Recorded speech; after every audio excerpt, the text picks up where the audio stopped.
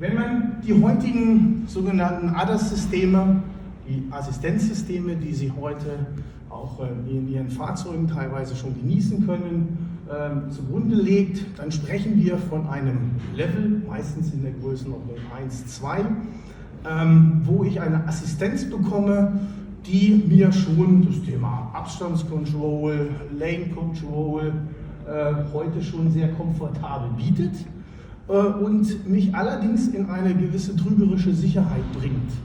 Denn oftmals zeigen die Systeme schon eine gute Performance. Wenn man sie aber längere Zeit mal nutzt, erlebt man recht schnell, dass an der einen oder anderen Stelle eben diese Systeme dann nicht die Zuverlässigkeit mitbringen. Ich hatte das vor kurzem, indem mein Fahrzeug abgebogen ist auf die Abbiegespur hier auf der Bundesstraße. Mein Radarsystem, mein Kamerasystem hat erkannt, oh, da ist das Fahrzeug, das bremst ab, hat aber nicht erkannt, dass es bereits die Spur verlassen hat. Dementsprechend kam es zu einer scharfen Bremsung, die ich dann natürlich übersteuern musste, damit ich nicht als das Hindernis auf der Bundesstraße jetzt ins Radio komme. Da gibt es Studien, die jetzt allerdings schon ein bisschen älterer Stand, 2018, wo Waymo sagt, ich fahre 11.000 Meilen, ohne dass der Fahrer überhaupt eingreifen muss. Ich fahre das einfach. General Motors ist nicht ganz so gut, aber kommt da auch schon hin.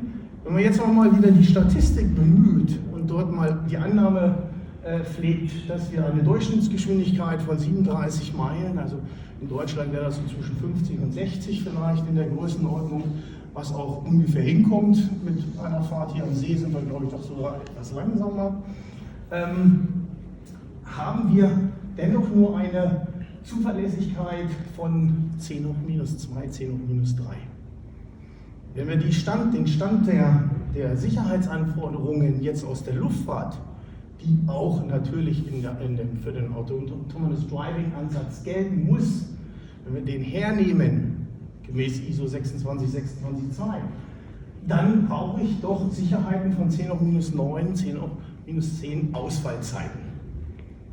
Für alle, die das letztendlich mit dem Zahlenwerk nicht so bildlich vor sich sehen können, ein Beispiel ist, Sie vergleichen heute 10 große, dicke Wassertropfen mit einer Badewanne voll. Das ist die Dimension, die wir erfüllen müssen, die wir erreichen müssen, was die Absicherung, die Sicherheit des gesamten Systems angeht. Wobei, ich muss dazu sagen, die Sicherheit beginnt bei der Umfelderkennung. Das ist das, was die Lake Fusion sich auf die Fahne geschrieben hat und auch in den Markt gibt.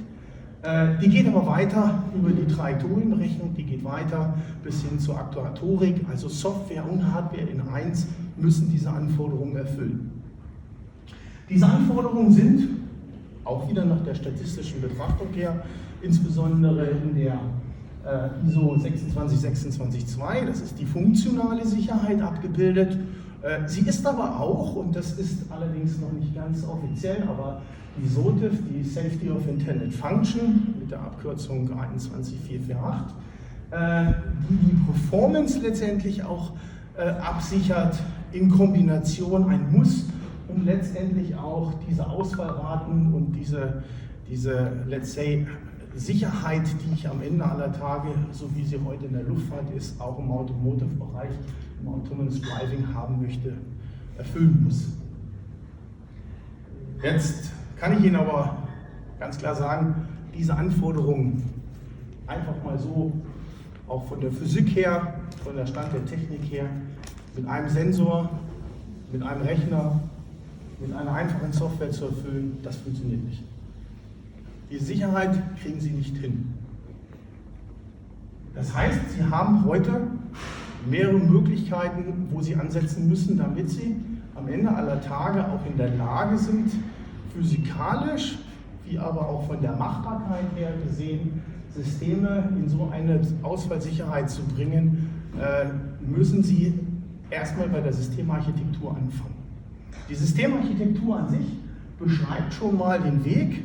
Kann ich mir ein System vorstellen, wo ich unabhängige voneinander nicht korrelierende Zweige zugrunde lege, die auch, wie der Fachname sagt, dissimilar, auch von der Technik her komplett anders sind? Kann ich mir die aufbauen und möglichst lange auch unabhängig in dem Gesamtsystem betreiben.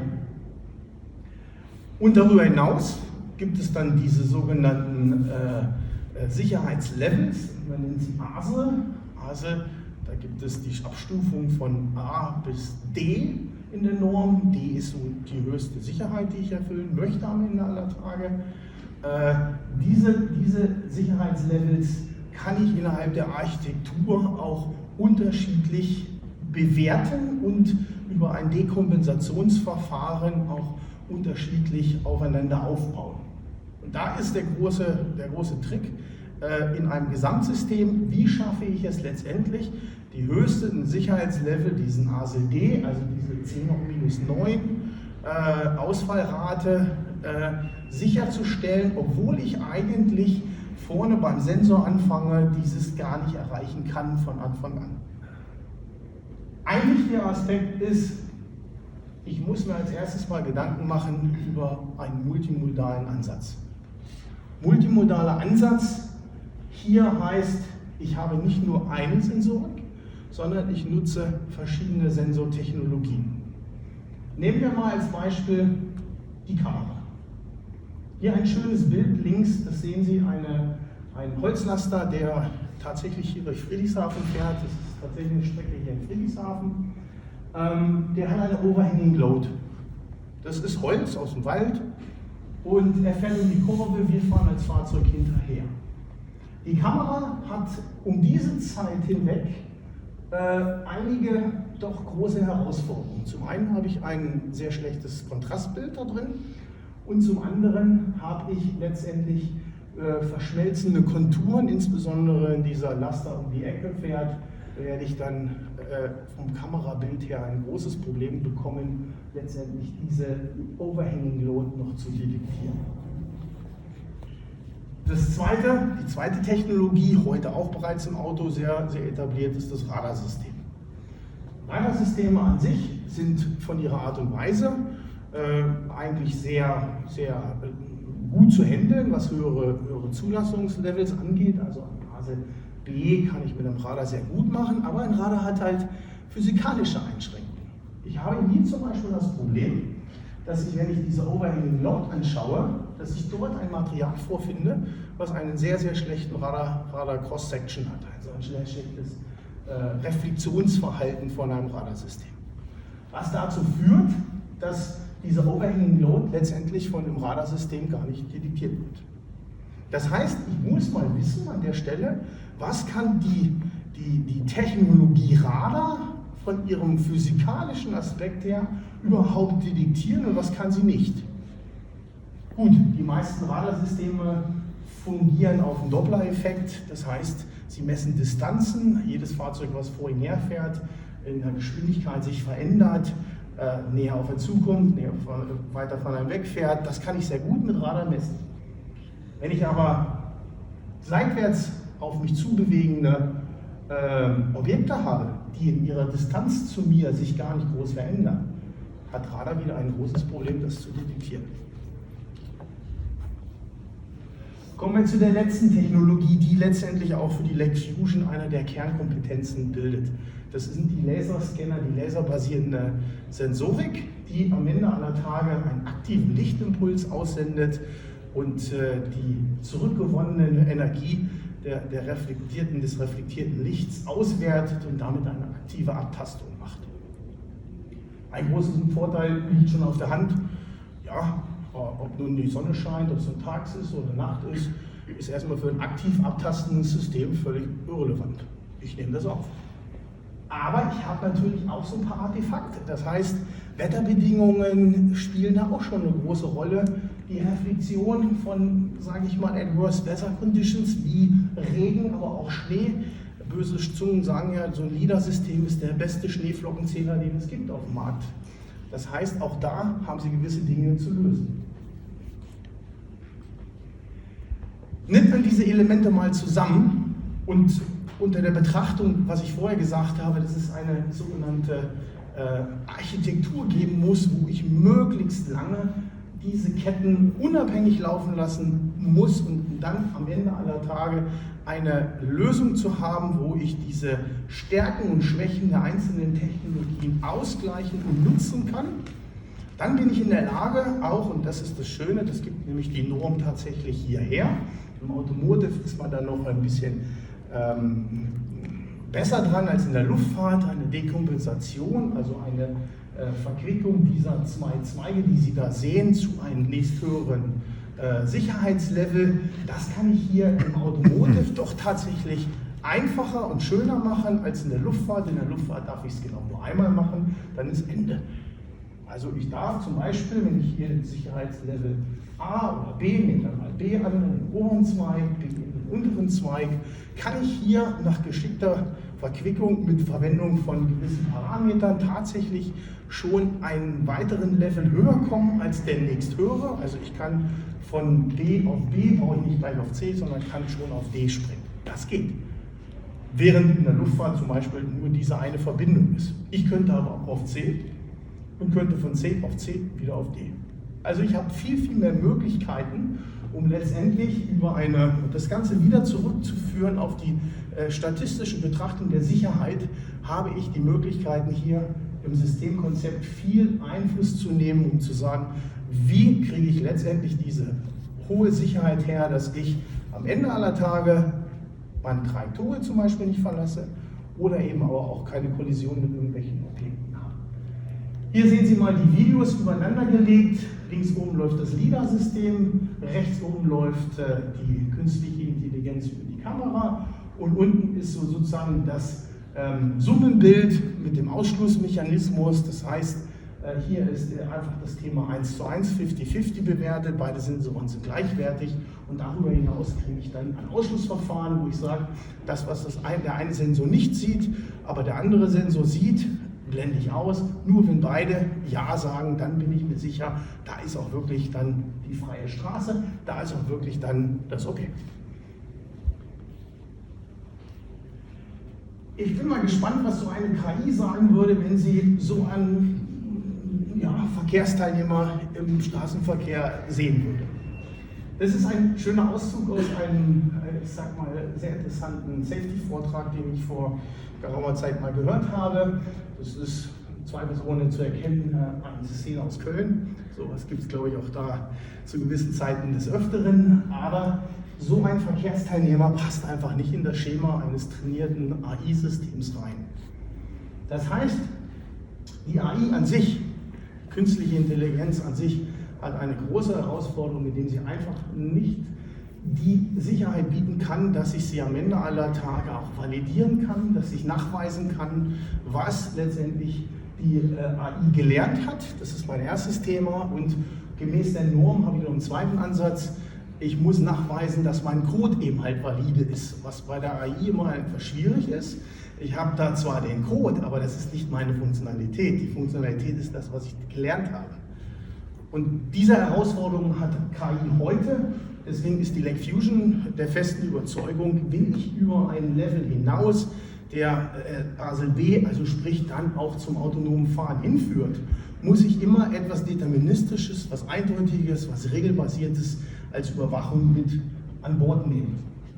Und genau das tut die Lake Fusion. Die Lake Fusion hilft ihren Kunden zum einen mal darin, diese Absicherung und jetzt die Konzentration wieder auf die Umgebungserkennung, der Block 1 im autonomen Fahren, eine Architektur aufzubauen, dass am Ende aller Tage die Safety Requirements oder die Safety Goals, die man sich gesetzt hat, zum Beispiel Firma ZF, People Mover Business, wo ich sage, Strecke fährt von A nach B und ich möchte während dieser Fahrt keine Kollision mit Verkehrsteilnehmern haben. Ich möchte während dieser Fahrt die Trajektorie nicht verlassen.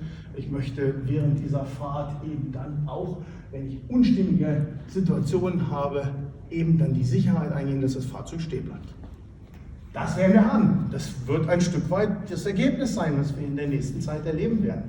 Aber auch da ist es wie in der Luftfahrt auch, da gibt es eher mal eine Zwischenlandung und sagt, okay, wir überprüfen das System nochmal, stellen fest, was am Ende aller Tage in der Architektur sich getan hat. Was war der Corner Case, den ich da zum Beispiel hatte, was ich sonst nicht im Normalbetrieb habe.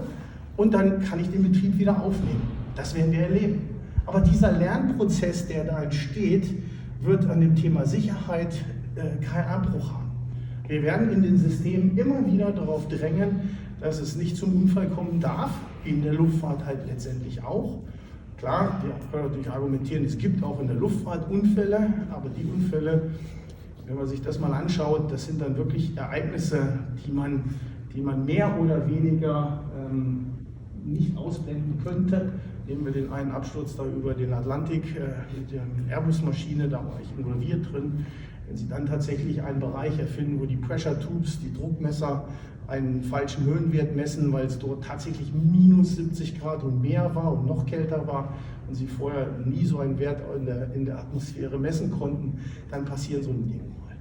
Ich hoffe, wir werden davon so gut wie keine oder wenn nur ganz, ganz wenige erleben. Die Prämisse muss sein, dass der operationelle Betrieb von autonom fahrenden Systemen eher dann entscheidet, das Fahrzeug bleibt stehen, wir halten an, wir müssen es dann wieder in Betrieb nehmen, aber am Ende aller Tage muss die Sicherheit von jedem Einzelnen gegeben sein. Und das ist genau das, was die Lake Fusion letztendlich tut.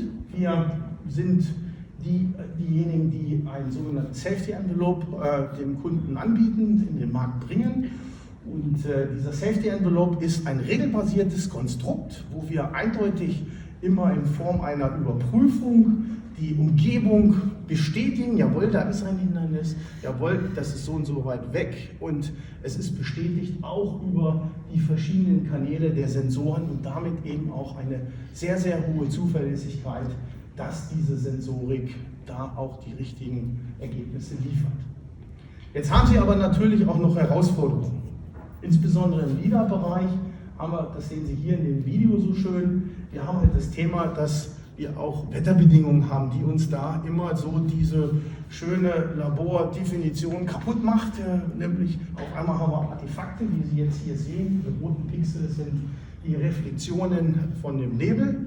Das soll ab und zu mal bei uns hier vorkommen am See, habe ich gehört. Und dieser Nebel, den müssen Sie rausfiltern. Das müssen Sie einfach können.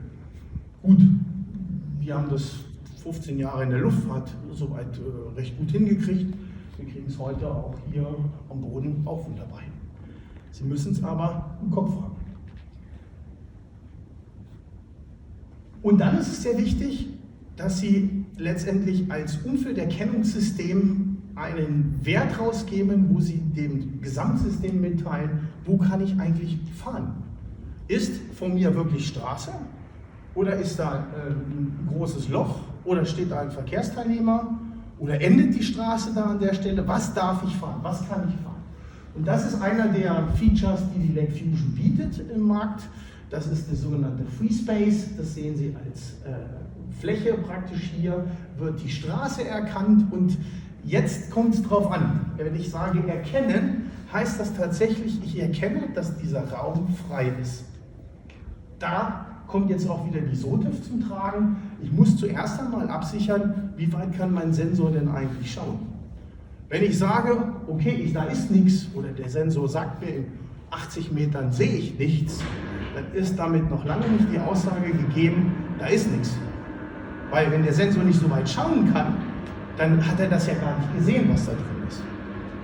Ja, wenn meine Frau zu mir sagt, guckst du mal im Kühlschrank, da ist die Butter drin, da sage ich sehe die gar nicht. Dann weiß ich, okay, der Faktor Mann spielt da eine Rolle, ich gucke mal selber nach.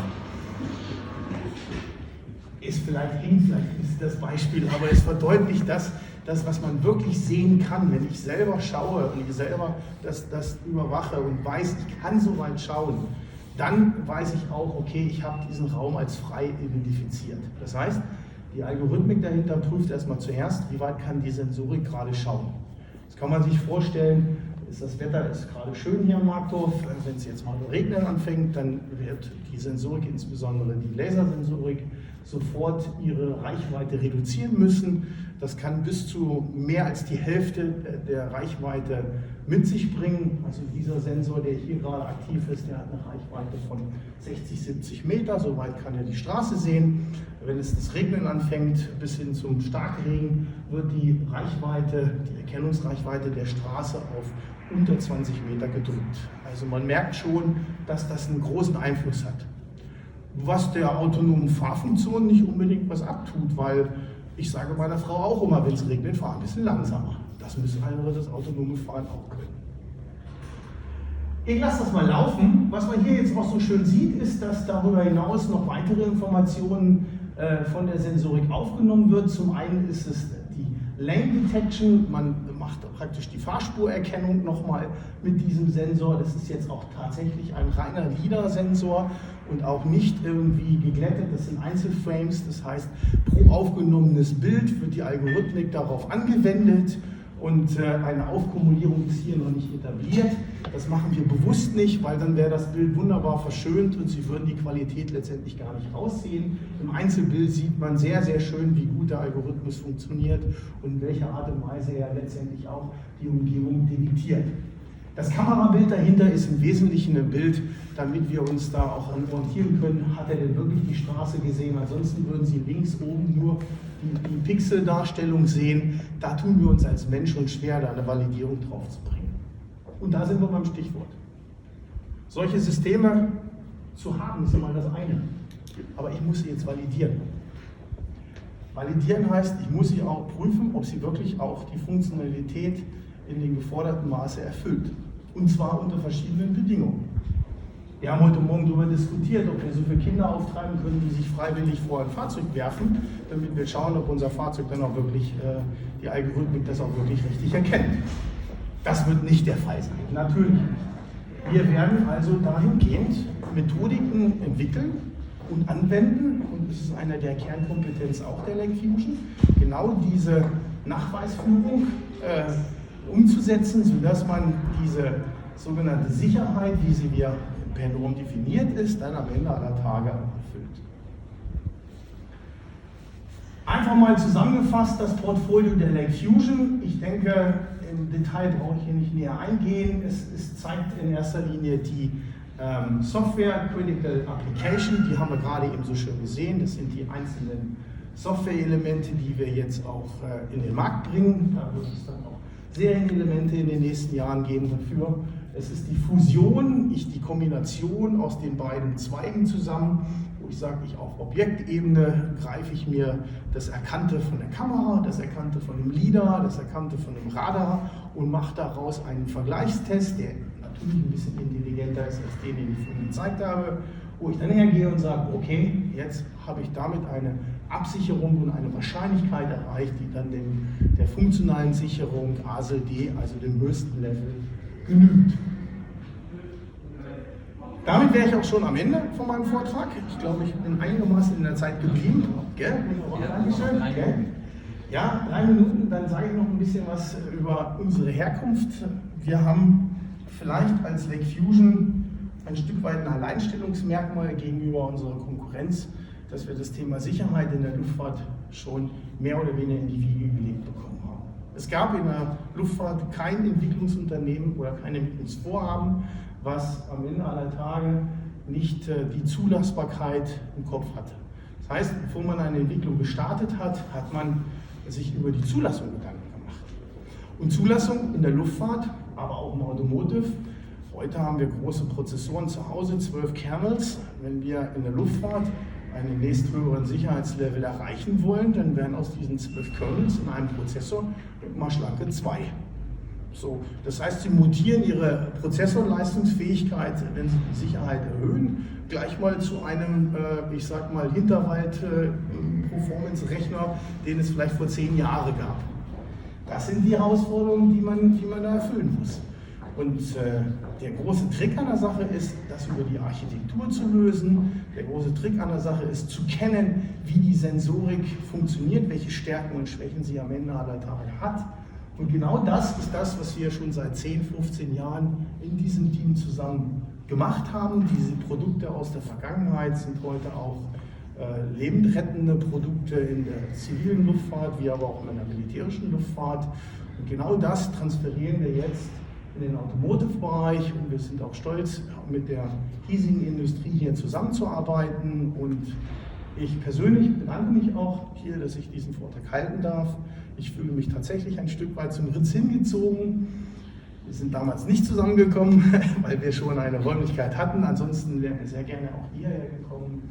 Und ich wünsche dem Ritz auf jeden Fall alles Gute für die Zukunft und hoffe, dass wir auch hier einen Standort finden, der insbesondere sich auch in die zukünftige Mobilität weiter ausbreiten kann, international wie national. So eine OSS-Messe hier zum Beispiel auch mal am Bodensee zu haben, wäre eine spannende Aufgabe.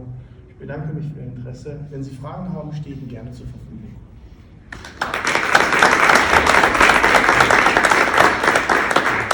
Gibt es Fragen von Ihnen an Herrn Meyer? Oder sind Sie so geflasht? Die Infos müssen sich ersetzen. Ich hoffe, ich habe Sie nicht überrollt. Selina. Jetzt haben Sie ja eindrucksvoll diesen Technologietransfer gezeigt von der Luftfahrt in den Mobilitätssektor. Wenn wir uns den Lebenszyklus eines Flugzeugs gegenüber eines Fahrzeugs anschauen, sehen Sie das als besondere Herausforderung oder als Chance? Sind da die Entwicklungszyklen andere? Vielleicht, dass Sie auch zu dem Bereich unterbrechen, was gerade mit Blick auf Sicherheit und Technologieentwicklung sagen können. Das ist eine sehr interessante Frage. Ich glaube, ich kann sie auch nicht in einem Satz beantworten. In der Luftfahrt in der Tat sprechen wir von Nutzungsphasen um die 30 bis 40 Jahre, was ein Airliner seine Flieger nutzt tatsächlich. Und auch die Sicherheitsbetrachtungen sind schon ein Stück weit darauf abgestimmt. Im Automobilbereich möchte ich jetzt mal nicht die Nutzungsdauer eines einzelnen Fahrzeugs von einem Besitzer hernehmen. Ich würde da eher mal eine Kette sehen. Ich weiß, in der Automobilindustrie sind Entwicklungszyklen, wie zum Beispiel Start of Production, alle 5 Jahre, alle 3 Jahre doch sehr, sehr kurz im Vergleich zur Luftfahrt. Also Airbus ist, glaube ich, nicht in der Lage, alle 3 Jahre einen neuen Flieger rauszubringen. Das wird so nicht funktionieren. Dennoch sind aber die Sicherheitsbetrachtungen völlig äquivalent an der Stelle. Und sie ändern ja auch nicht grundsätzlich ihr System. Das heißt, die Umfelderkennung, sie entwickeln die weiter, das ist richtig, sie verbessern es, aber sie werden den Sicherheitsanspruch nicht dadurch reduzieren, weil sie ihr Fahrzeug jetzt eine kürzere Zeit betreiben. Das auf keinen Fall. Also von da bin ich überzeugt davon, wir hatten eingangs auch diese schöne Diskussion gehabt, wie ist denn das, setze ich mich denn in so ein Fahrzeug rein, lese ich dann mal eine Zeitung, wer ist denn schuld, wenn was passiert? Schuldfrage ist ja auch immer noch mal gern diskutiert, wobei die Gesetzeslage jetzt ja schon in Deutschland, und das muss man dem Verkehrsministerium tatsächlich zugute halten, da haben sie tatsächlich mal einen richtig guten Schritt gemacht mit der Gesetzesgebung eben. Auf der anderen Seite, Sie machen sich doch heute auch keine Gedanken, wenn Sie ins Luftfahrzeug einsteigen. Steigen im Flieger ein, da fragen Sie sich doch auch nicht, sind Sie jetzt schuld oder nicht schuld, wenn hier irgendwas passiert an der Stelle. Und in dieses Niveau, und da müssen wir hinkommen.